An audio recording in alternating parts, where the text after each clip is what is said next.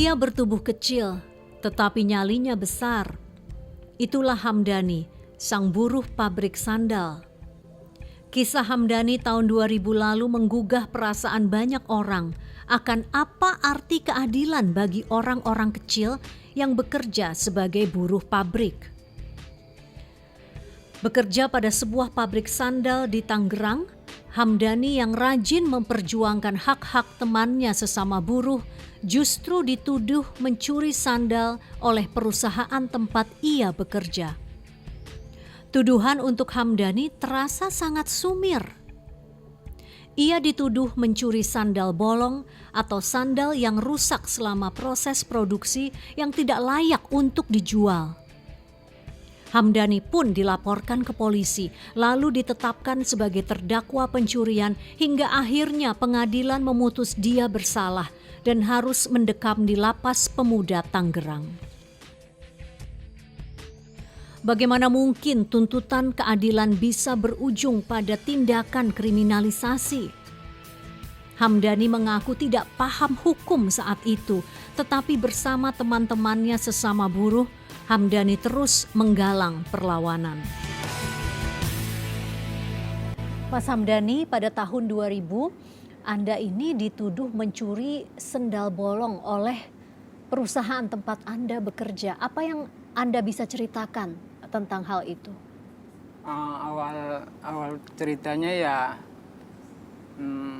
pada intinya ya saya menuntut hak-hak normatif buruh seperti jam sostek, cuti melahirkan, dan sistem kontrak yang tidak sesuai dengan peraturan Menteri Ketenagakerjaan. Ya mungkin kalau masalah kontrak itu setiap bulan itu tanda tangan kontrak. Lebihnya ya kayak cuti melahirkan itu yang dapat cuman kayak bagian stafnya aja sama mandor sama pengawasnya. Kalau untuk karyawan biasa itu cuman libur aja tapi nggak dibayar upahnya. Jadi maksudnya karena Anda vokal sebagai aktivis buruh begitu di perusahaan, makanya Anda dituduh mencuri sendal bolong ini? Ya, intinya ya seperti itu, dicari-cari kesalahannya. Intinya ya dikriminalkan lah. Kalau begitu ini sendal bolong ini sebenarnya apa ya masalahnya ya? Kenapa bisa Anda dituduh mencuri sendal bolong? Emang ada apa dengan sendal bolong ini begitu? Intinya sendal bolong itu kan sandal yang emang itu sebetulnya sandal yang upkir ya, yang reject untuk dimusnahkan. Tapi oleh beberapa emang teman-teman di situ difungsikan untuk keperluan ke kamar kecil ya, ke WC, untuk keperluan berwuduk, untuk ke musola gitu. Difungsikan itu aja. Tapi dari pihak manajemen itu memperkarakan itu. Intinya ya aku itu dicari-cari kesalahannya, dituduh mencuri. Dari manajemen PT Osaga itu tetap dia bersikeras bahwa itu tindakan pencurian seperti itu. Sampai suruh buat pernyataan lah, mengundurkan diri lah. Sampai juga dibawa ke kantor polisi. Dan Anda akhirnya menandatangani surat pernyataan bahwa Mas Hamdani ini mencuri sendal bolong tersebut. Kenapa, Mas? Waktu itu mungkin ya bayanganku terhadap ya di kepolisian itu yang aku tahu bahwa di kepolisian itu orang nggak bersalah dipaksa mengakui kesalahannya seperti itu. Jadi aku waktu itu panik, takut ya. Mungkin aku sendirian kan diinterogasi itu. Maksudnya takut dipukul begitu? Iya, takut dipukul. Katanya yang setahu saya itu pasti bonyok lah kalau di kantor polisi dipukul atau diapa-apain gitu.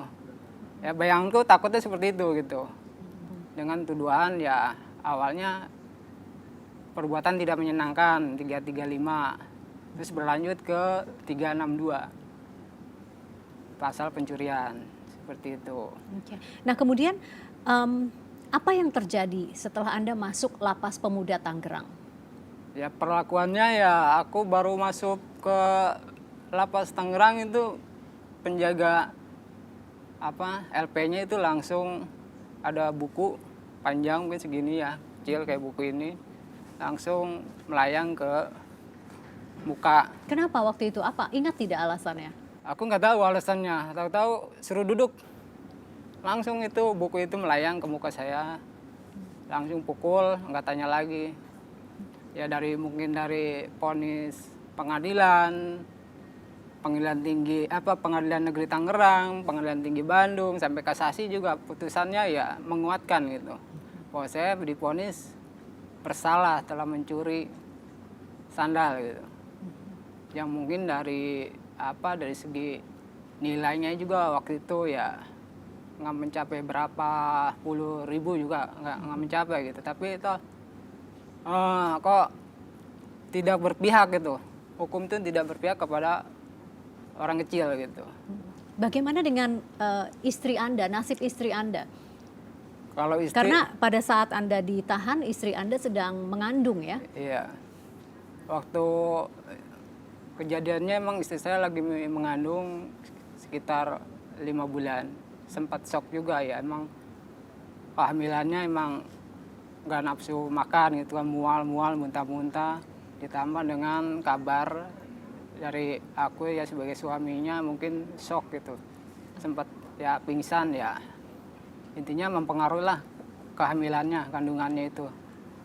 Apakah ada penyesalan bahwa Anda selama ini memang di perusahaan memperjuangkan hak-hak buruh begitu? Ada tidak? Tidak. Itu murni emang dari lubuk hati, mungkin dari hati nurani emang. Toh emang kenyataannya dari perusahaan itu banyak pelanggaran. Terutama pelanggaran hak normatif buruh yang udah diatur dalam Undang-Undang Ketenagakerjaan. Ya itu mesti dilaksanakan. Itu kan udah tertulis lewat undang-undang itu. Tapi itu manajemen perusahaan tidak melaksanakannya gitu. Tetap aku itu ya terus menyuarakan itu, menuntut itu. Intinya diberlakukanlah. Itu kan cuma sekedar ya jam sostek kan untuk mungkin untuk jaminan hari tua, untuk kesehatan, untuk cuti melahirkan kan. Dan yang lain-lain mungkin kontrak yang tidak sesuai dengan peraturan yang berlaku gitu. Mas Hamdani, terima kasih telah berbagi cerita di Sudut Pandang. Iya, makasih. Kalau buat saya berita orang miskin tidak bisa dibantu oleh advokat, itu tamparan keras buat saya.